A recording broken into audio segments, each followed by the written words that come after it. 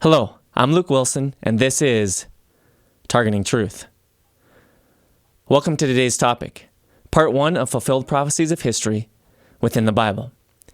In our recent episodes, we've been testing the Bible in regard to the challenge from Isaiah 41, verses 21 through 23. Isaiah maintained that a living, eternal God had better be able to recount past history and get it right, and be able to foretell the future and then bring it about. Our external testing of the Bible included the topic of archaeology, as well as the question of origins. We have seen that the Bible is amazingly accurate in the realm of archaeology, as it speaks of many peoples and places.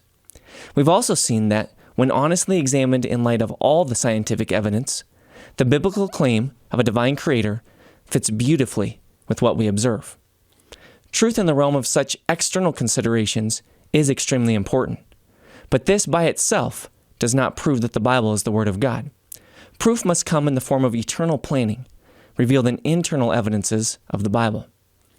Let me explain what I mean. When I was a teenager, I used to go camping in the Tobacco Root Mountains outside of Ennis, Montana. Hiking up those old roads, I couldn't help but notice some old run-down miners' cabins. Though nobody had lived in those cabins for probably 50 years or more, it was clear that at some point in the past, human beings had dwelt there. Even though I personally hadn't met any of those miners, I didn't question their existence because the design of the cabins was clearly of human origin. Obviously, no other creature is capable of building such a structure. In the same way, proof of the existence of God would be a transcendent design, carried out on a scale which chance or human planning could not possibly construct. So today we will extend our investigation of the Bible to see if the Scriptures offer such an eternal plan. Let's look at the second part of Isaiah's challenge.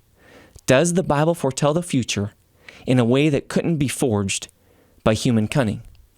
Though there are many prophecies of history within the Bible, let's focus this discussion by examining 3 examples that are representative of the authorship of an eternal God. Today, we only have time to look at one. We will begin with a dream of King Nebuchadnezzar of Babylon, as communicated in Daniel chapter 2. As a youth, Daniel was carried captive by the Babylonians in the first deportation of the Jews, around 600 years before the birth of Christ. After some training in Chaldean schools, he was assigned office with the soothsayers and magicians of Babylon. One night, Nebuchadnezzar had a very troubling dream, and he recognized that this wasn't just from eating the wrong foods before bed. Rather, there was some sort of supernatural communication going on. He called in his conjurers to see if they could interpret his dream. However, Nebuchadnezzar wasn't ruler of the world because he was a dummy. He was the type of guy that if he called up the psychic hotline, he would expect that the psychic would already know his name without asking for any information. So Nebuchadnezzar would not tell these Chaldean magicians his dream. He demanded, at the threat of their lives, that they first make known his dream and then give him the interpretation. Of course, none of them had a clue as to what the king had dreamed. However, when Daniel heard of this, he prayed and then requested to be brought before Nebuchadnezzar. Daniel chapter 2, verses 31 through 35, records Daniel's recounting of the dream to the king. What Nebuchadnezzar had seen was a statue of extraordinary splendor.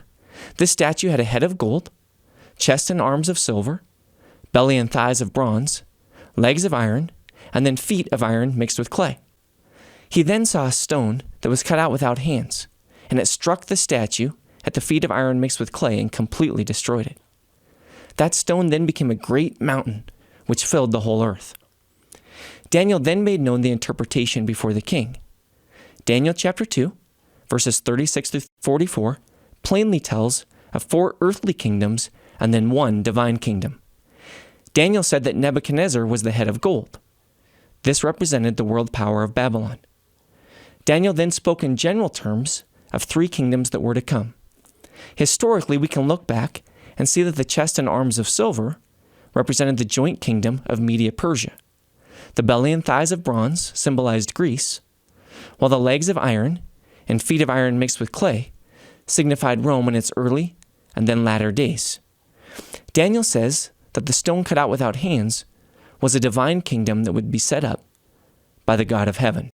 A little extra information was given in reference to the 4th kingdom, that is Rome. In the latter days of its existence, it would be a divided kingdom. This certainly is a good description of Rome in the days of Jesus Christ. Roman rule had spanned throughout much of the world, as Rome had morphed from a republic into an empire. Just as the United States today has its military spread throughout the world, such was the Roman Empire in the time of Jesus. Because it was difficult to control such a large territory, Rome allowed a lot of self-government by its vanquished nations, as long as they paid their tribute. We get a clear demonstration of this iron mixed with clay on the night in which Jesus was betrayed by Judas.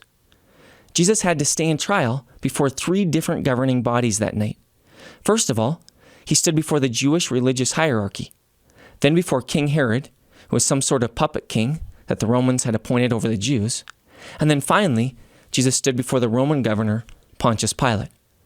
These local rulers did not mix well with the Romans, just as the iron of the statue did not adhere to the clay. However, there was always the toughness of iron. In other words, there was the continual presence of the Roman army to enforce its will. As for the divine kingdom, remember that in the dream, this stone struck the statue at its feet. This dream foretold that God's kingdom would be established in the days of Roman control. And this is exactly what happened. When Jesus stood before Pontius Pilate, Jesus confirmed that he was a king. John 18, verses 35 through 36, tells us that Jesus answered Pilate, "My kingdom is not of this world. If my kingdom were of this world, then my servants would be fighting, that I might not be delivered up to the Jews. But as it is, my kingdom is not of this realm." Pilate therefore said to him, "So you are a king?" Jesus answered, "You say correctly that I am a king. For this I have been born, and for this I have come into the world, to bear witness to the truth. Everyone who is of the truth hears my voice." Just as prophesied in the book of Daniel, there were 4 world kingdoms from Babylon until the foundation in AD 30 of the divine kingdom, that is, Christ's church. Each of these world powers has since been swept into the dustbin of history. We know that the Babylonian Empire fell long ago. How about the Medo-Persian Empire? It is also gone. What about the world dominion of the Greeks? It is history. And the Romans? They too have been relegated to the past. On the other hand, Jesus' church started small, but since has continued to spread across national boundaries, growing into all parts of the world. Although this particular prophecy wasn't detailed in naming each of these kingdoms, its accuracy cannot be challenged from what we know with the 2020 vision of hindsight. Something we need to ask: how would Daniel have known that there would be 4 world kingdoms from Babylon to the beginning of Christ's church? Who was to say that there wouldn't be 6 world powers, or maybe only 2? Someone knew what was going to happen ahead of time and foretold it for our benefit, so that we may know that the author of the Bible is indeed the sovereign God, who is also the author of history. In our next episode, we will examine 2 more historical prophecies within the Old Testament that are even more detailed than this first one. We will continue to behold that transcendent design within the Scriptures, which could not be duplicated by human planning. Tune in next time as we look at part 2 of fulfilled prophecies of history within the Bible. I'm Luke Wilson, and this has been Targeting Truth.